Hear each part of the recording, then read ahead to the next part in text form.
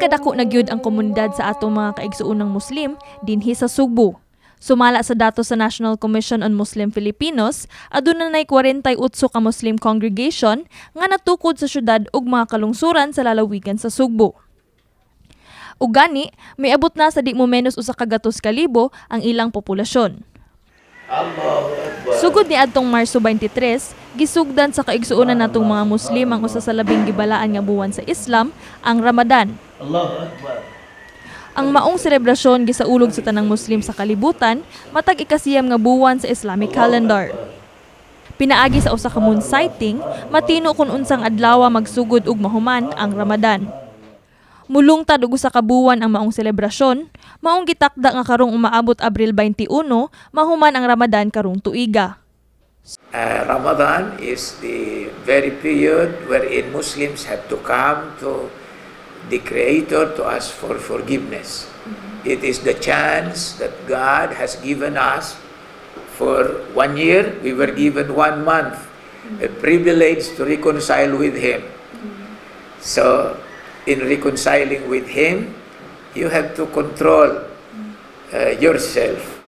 Lakip sa mga kalihukan sa balaanong buwan sa mga Muslim ang pagpuasa, pagampo ug pagpamalandong, lakip na ang paglikay sa mga kalibutanong kalihukan, apil na ang pagpanigarilyo ug pakighilawas matag adlaw gikan sa kadlawon hangtod sa pagsalup sa adlaw. Gikan sa pangidaron nga 7 anyos, tudluan na sa pagpuasa ang usa ka Muslim.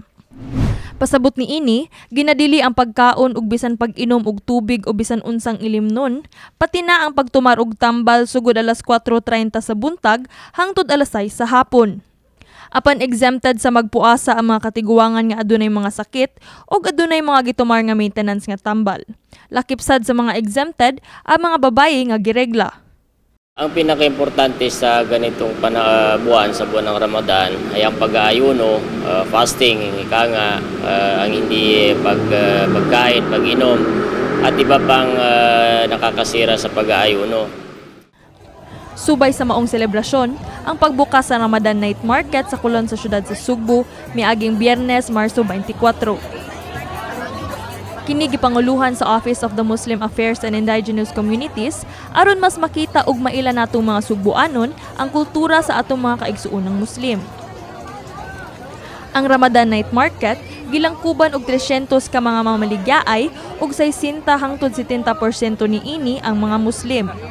Gani butangan kini og designated area alang sa mga vendors nga namaligya og halal nga mga pagkaon.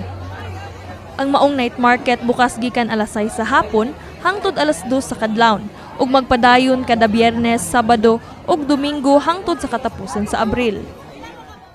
Mensahe sa Muslim community ang pakighiusa ug kalinaw sa tanang Pilipino bisan pa managlahi man ang atong tinuhuan. Gani giawhag sab nila ang ilang mga kaigsuonang Kristiyano sa pagsabot sa ilang relihiyon ug pagwagtang sa diskriminasyon ngadto kanila.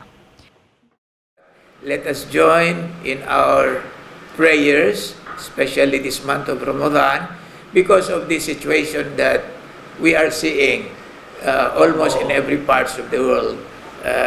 Really work hard, inshallah, exert more efforts in order to be able to spread out the message of peace.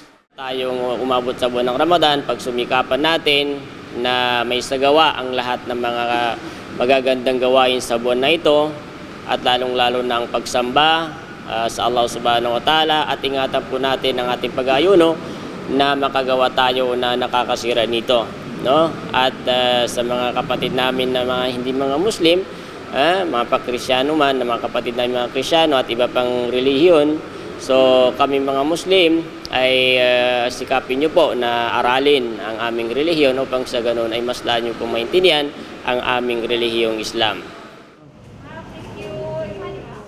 Kini si Queenie Holigon alang sa My TV Cebu.